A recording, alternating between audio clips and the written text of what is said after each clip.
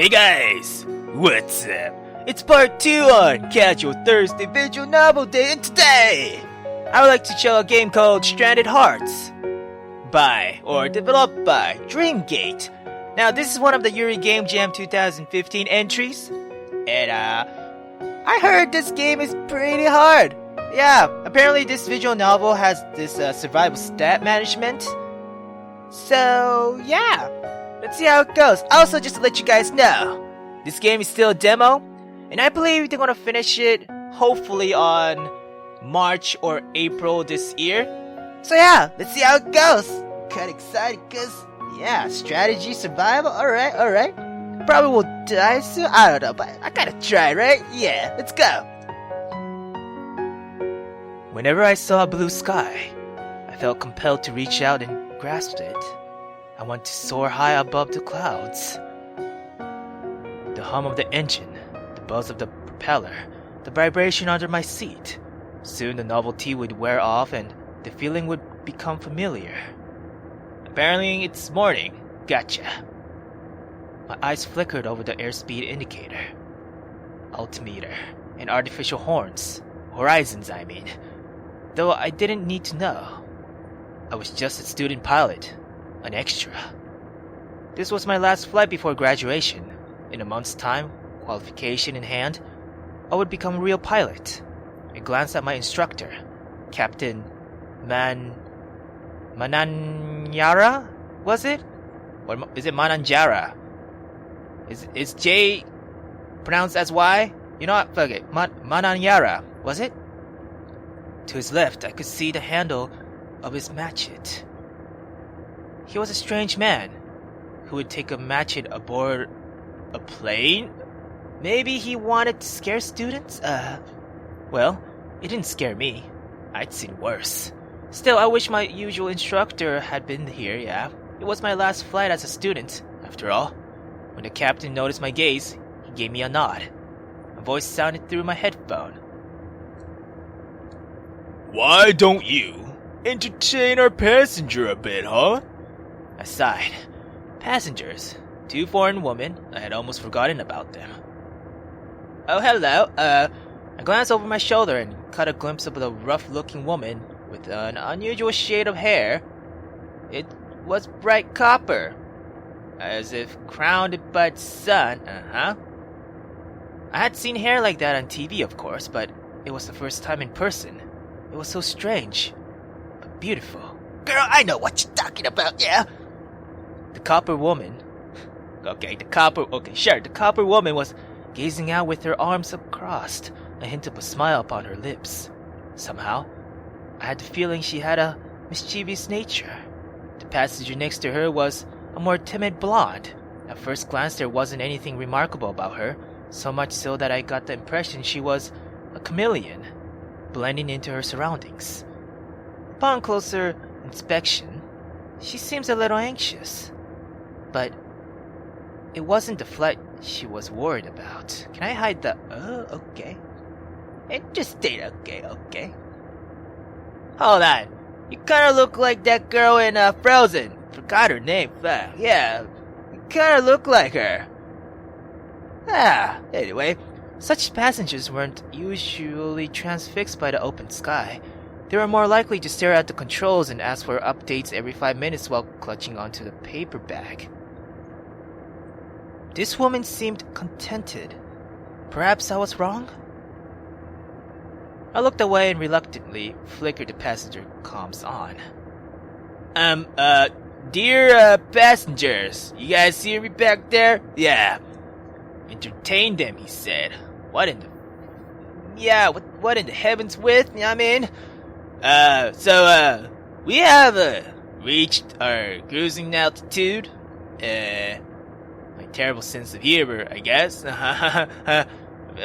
Feel free to unbuckle your seatbelts, but just please stay inside the plane until we land. In fact, I don't think you can even get out from the plane because we're on air. So, yeah, just do what you gotta do. Yeah. It's very chilly outside, and if you walk on the wings, it'll delay our flight. I smiled at myself and continued. We are now crossing the Indian Ocean, I guess, yeah, at an altitude of 700 feet above sea level. There are 2 hours left until we reach our destination. The weather in Ontario, Marigary is sunny. Not that I could know that. A small craft didn't have such telemetry available, but the spirits had yet whispered of arrival of the rainy season. I glanced over my shoulder again. The blonde woman was as impressed as before. The other woman had a curl on a smile upon her face. Okay, that's nice. My instructor spoke through the comms again, a bit breathless this time.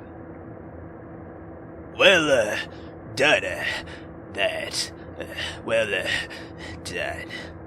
Perhaps he was affected by attitude, I don't know. What should I do?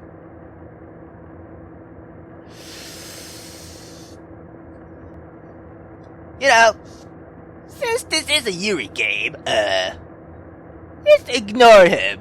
Yeah, fuck the guys, right? Yeah. It was probably nothing, yeah. When I turned away, my eyes automatically flickered over the airspeed indicator and other gauges. I felt a tingle at the back of my neck. Something wasn't quite right.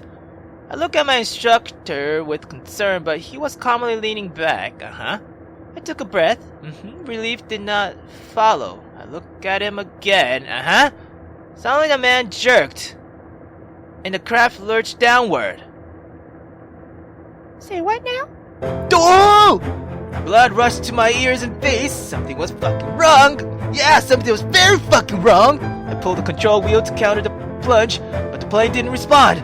I pull again. Nothing. Shit, why?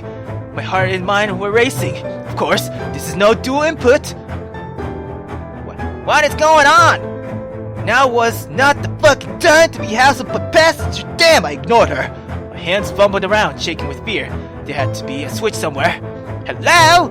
Shut up! I missed the panic. I felt a mid-irritation. Dude, girl, shut the fuck up, right? I'm thinking, damn!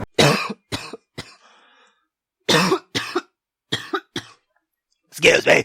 Somehow, the shaking stopped. I flickered the switch. I pulled the control wheel. Still nothing. Initiating fuel dumping procedure. No, what? Why is there even a fuel dumping switch in the craft is small? What? These faddy training modifications, damn! My heart thumped hard in my chest as the water below drew near. My mother's words ran through my mind. People can only fly if the spirits of the wind permit it. Comet, Fady, and the boat will fall out of the sky. My ears were thick with the pain of fucking altitude change. I reached for the switch once more. Secondary control enabled.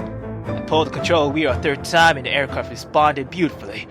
The artificial horizon righted itself and so did the plane. Oh shit. God, my heart was pumping quickly. Hands shaking. Shit. Did that really just happen? One moment we were flying at cruising altitude. The next we were on a trajectory to a water grave. Damn. What should I do? I think I should check on my instructor, but you know what? Fuck it. This is a Yuri Game. Yeah, check the passenger. I glanced at the passengers briefly. They didn't seem injured. Is everyone alright? Yes, I think. What happened? I could ask the same fucking question, yeah. I looked over at my instructor. His body was limp, sagging into the control wheel. Leaning over, I patted his shoulder. Sir? Are you alright, sir? Nothing. Okay. So, will you, tell us what the hell's happening or what? Irritated by her fucking tone, I couldn't help but snap. Okay, girl, how about some appreciation first, huh? We could have died, you know, fuck. Bizarrely, she laughed. Oh, great way to manage panic, yeah. We could be dead, couldn't we? Oh, fuck. When I gave her a steely look, her eyes sparkled with determination in return. She had no fucking idea how serious the situation was, damn. This was no fucking time for a fucking joke. Fuck. She spoke again, this time her voice softened. For the record, I'm glad we're alive. Thanks. Now, what happened? Look, the primary pilot has passed out, I have taken control of the flight, so, yeah. He needs, like, an oxygen mask? I don't know. Would one of you, like, be able to... Before I could finish my sentence, the copper woman was already fitting in. He probably, like, fainted due to the thin air at the altitude or something. Yeah, it happens to a lot of people, so... But not usually to senior pilots, who should know better, yeah. I hope he was alright. I suppressed the terrible feeling lurking in the pit of my stomach. I'm not getting a pulse. Anyone a doctor? Never mind, I'll have a look. I've got first aid training. The blonde woman moved closer. Warning, fuel reaching critical levels. Fady? Say, wait! I have forgotten about fuel dumping. Shit! With stable hands and a clear mind, I swiftly found the switch and turned it off. I felt a flush of embarrassment on my face. What an amateur fucking mistake! What was that? It's a fuel dumping. If that's what I think it is, what are we dumping fuel for? Look, girl, I don't know, no reason, okay? I turned it off, shut up! Why wasn't it on in the first place? I grunted, I didn't want to admit my mistake. Look, girl, I accidentally switched it on, okay? I'm sorry. You what? Look, you distracted me, girl, okay? And I'm just a student, okay? I was making excuses and I knew it. I was fully qualified in all but paper. I should know fucking better, fuck. Oh, it's my fault, isn't it? Oh god, I glanced at the fuel levels. We weren't going to last long, shit. Look, I had to make an emergency landing, okay? On water. And I had only read the theory. Look, girls, buckle your damn seatbelts and hold on tight. This could get a little bumpy, eh? With my heart in my throat, I dropped altitude. I could see an island in the distance. Good. I would try to get close to it, yeah. I stabilized the craft. Everything was going by the book as I approached the water. This will be the pivotal moment. Ooh! The plane must have been caught by a wave because we suddenly jumped at an angle. I turned the control wheel to straighten us, but overcorrected. The craft turned on its side, the wing cut it into the water. We were flung forward in our seats by the sudden change in speed, There was a sickening sound of metal bending and ripping. Okay, that's bad. The breeze spun around and loudly thunked the plane. Barely missed the windshield. We slowed to a halt. I stared in front of me and blinked a few times. Releasing a breath I hadn't realized I held. My head was spinning slightly from the impact.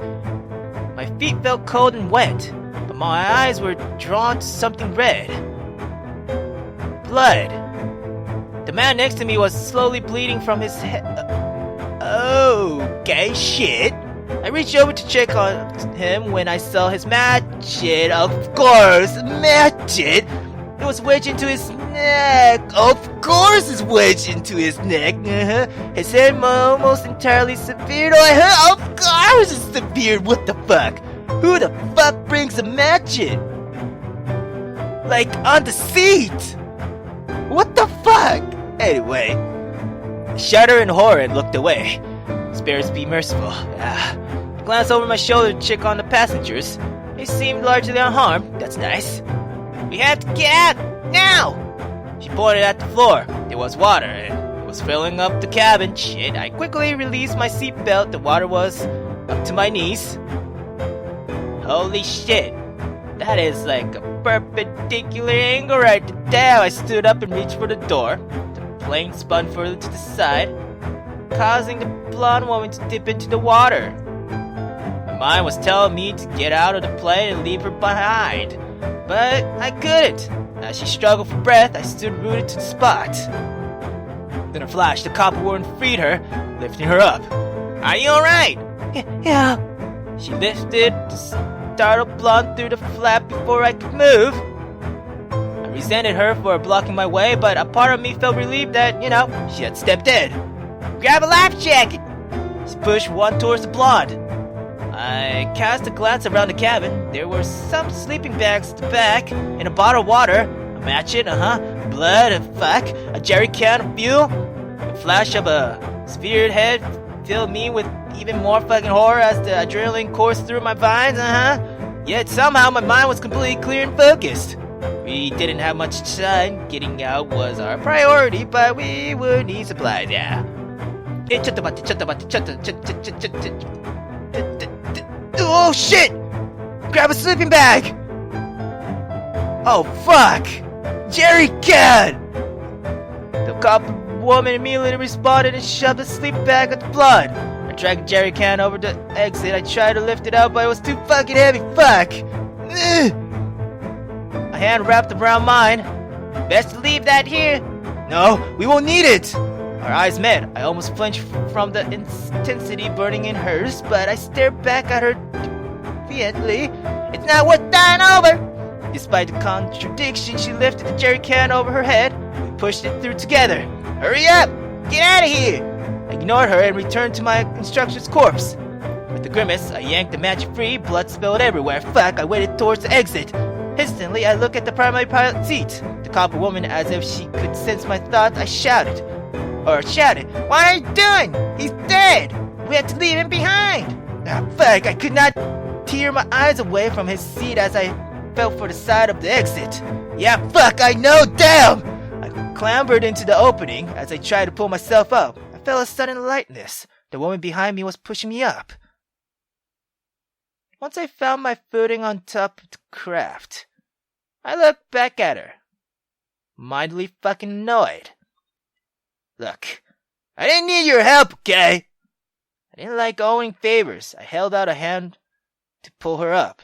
The woman gave me a worried smile and took it. I don't need yours either.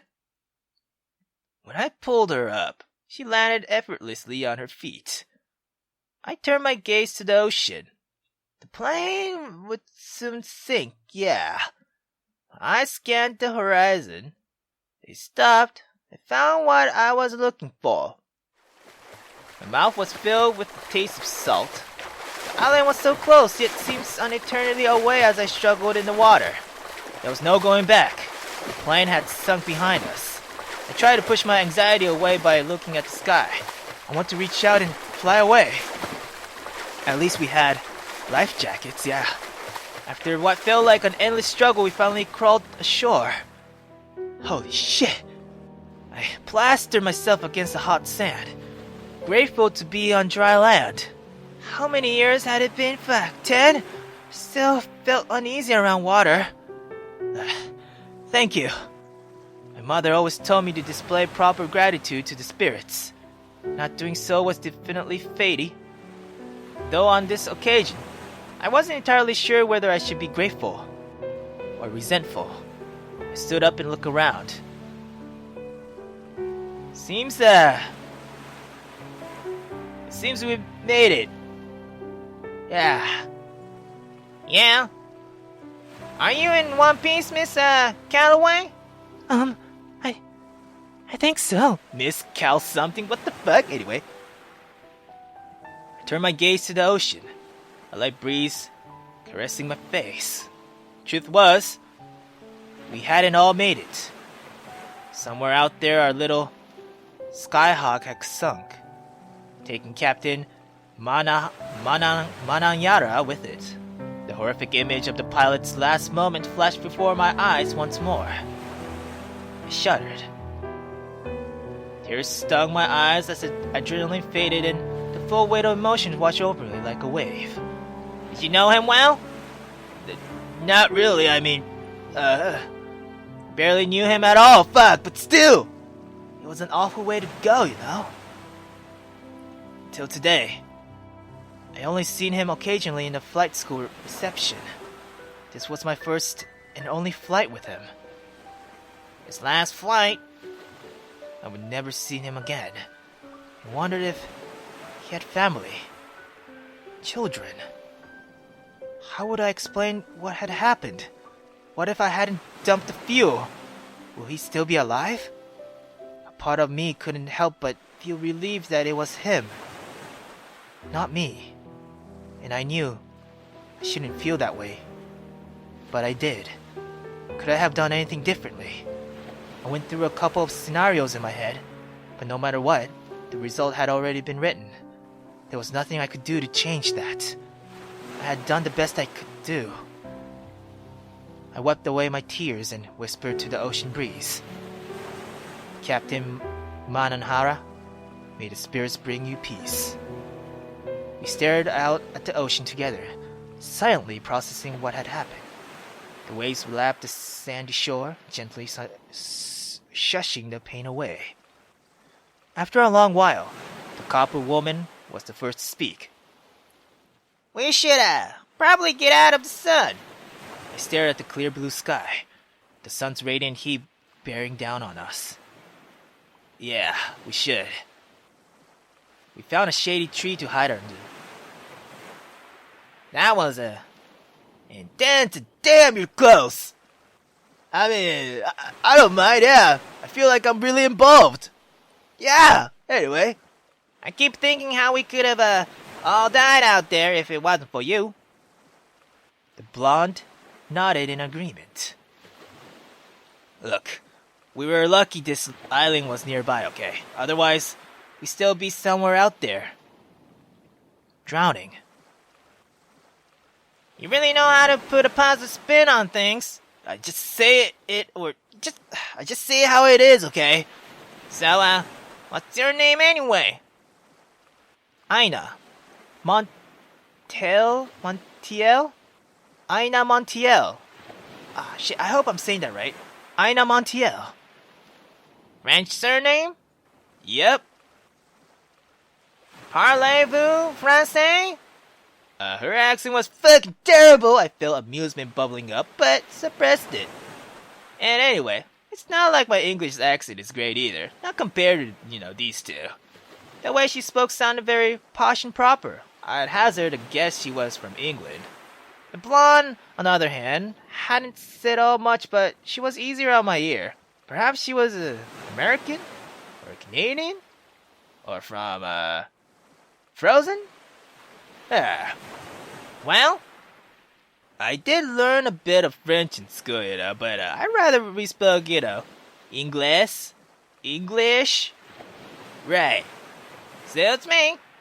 I'm, Abernathy, by the way. First name Georgina. Yeah, but I'd rather you call me that, or you didn't call me that. So, Abernathy, then. Right. Yep. And that's, Missy Calloway. Nice to meet you, Miss Montiel. Likewise, girl, likewise. A moment of silence passed between us. After introductions were said and done, the reality of the situation came flooding back. We were 3 women in the middle of nowhere, without food or water. Shit. Well, except for a small bottle of water I rescued earlier, which was good job, me, and whatever was in Miss Calloway's backpack. So, what now? With no other leads to go by, it was time to ask the spirits for their guidance. Closed my eyes and took a deep breath. I felt a slight breeze, cold and refreshing on my wet skin. I opened my eyes and knelt down, allowing sand to run through my hand. I tried to take everything in. The palm trees, the soft shush of the ocean, and the distant sound of the bird. My whole being became receptive to the spirit whispers. Their signs were written everywhere. This island is uninhabited. Really? How did you know? The spirit said so. Yeah. Right, and you just did some voodoo magic to commune with them, did you? Her voice was cold and bitter. The depth of the resentment in her tone made me shiver. I didn't know why she became so sharp all of a sudden, but I didn't like it. Look, girl, I don't need to explain myself, but no. It's not magic or anything, there are signs everywhere, Right, signs. Oh, that explains everything, yes? I decided not to let the sarcasm in her tone bother me, and continue my explanation. For example, there is a man-made clutter on this beach. She wasn't listening and rummaged around in her pockets. Uh-huh. I wonder if my phone survived. Maybe I can get a signal? Ah, fuck. For an island this small, okay, it would only make sense to turn it into a resort. It couldn't sustain a fucking village, right? She furiously pushed the buttons on her mobile as though she was having a fight. I can't even turn it on! Which means the beaches would be routinely cleaned. The type of clutter you see on a beach resort is completely different to what we have here. What about you, Miss Calloway? Do you have a phone? The blonde nodded and rummaged around in her backpack. I also heard the call of the turnpiper. They don't nest near civilization. That seems to get Abernathy's attention. A turnpiper? Really? She finally fucking listened, and she looked around and frowned. A look of deep concentration on her face. The distant bird called me again. It really is! So, you see, the signs are everywhere. So fucking believe, damn girl! You say signs, I say deductions. Semantics, My phone works. Couldn't believe my ears, what? You could call for a rescue! But I'm not getting a signal. Fuck. Silence passed between us as we contemplated the situation. Come on, ladies. It's not so bad. We found our own little paradise. While we're here, let's have some fun. Make this island our own, you know? Okay, it won't be easy, but where would the fun be without a challenge, eh? Spoken with the ignorance for a foreigner, no fucking doubt. I'm not so sure. I mean, it's nice and all, but do any of us have survival training? And this isn't survival meant to be... Or isn't survival meant to be really hard? At least she seemed a bit more sensible. And apparently the game is telling me this is gonna be hard. Great. Oh yeah, it's hard. Really fucking hard. Right. Every day you wake up not knowing if you'll live to see another day or whether the hunger will ever end or... Is this a panic management technique they taught you in a pilot school? Fuck, she gave me a well-meant grin, but I couldn't bring myself to fucking smile, yeah? This was no laughing matter. Look, I'm just speaking from experience, right? Survival experience? Yeah, sort of. Sort of? That's all I'm getting? Just fucking trust me, man, damn! I know enough to say we won't last long without a fucking source of water, okay? Rub my forehead. This will be so much fucking easier on my fucking own. Alright then, expert Montiel. In hot weather, how long can a human last without water? The fuck is this, a quiz? Sort of. The grin on her face told me she was teasing me. Despite myself, I fucking smiled. Fine. In a hot weather, how long can a human last without water? Isn't it a day?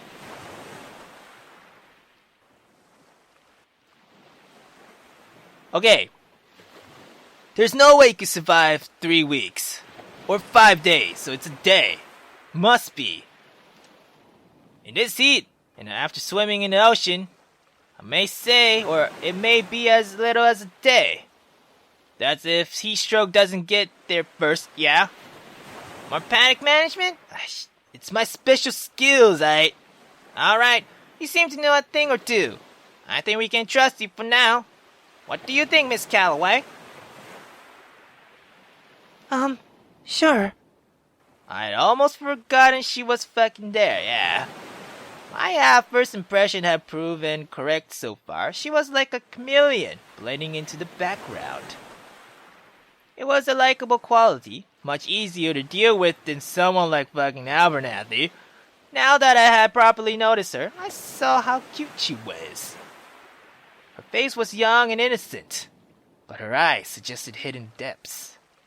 She didn't say much, but when she spoke with purpose. Miss Calloway, what do you think we should do? She looked away quietly. Search parties will probably be organized towards the end of the day. I think we should stay visible to passing ships and planes. Good idea, girl. She gave me a cute smile. Nice. Then the plan is this. We find a place to make camp, right? Where we pick depths on the 3 factors. Firstly, it needs to be dry and be shady. Secondly, it needs to be close enough to a source of fresh water. And finally, it needs to be visible to planes and ships. We conserve our energy and wait for rescue, yeah. It's a bit boring, but sounds sensible. Well, Miss Calloway nodded in agreement. So basically, we scout and fucking chillax, right? Alright. Chef Survival Expert Montiel. I roll my fucking eyes at the exaggerated fucking title. Tell us who doesn't what or who does what. Oh shit! Okay. Shit! What should I do? Hold on. What is this stat? Oh, I gotta be social too. Click on a time slot, select the activity. Oh. What the fuck should I do?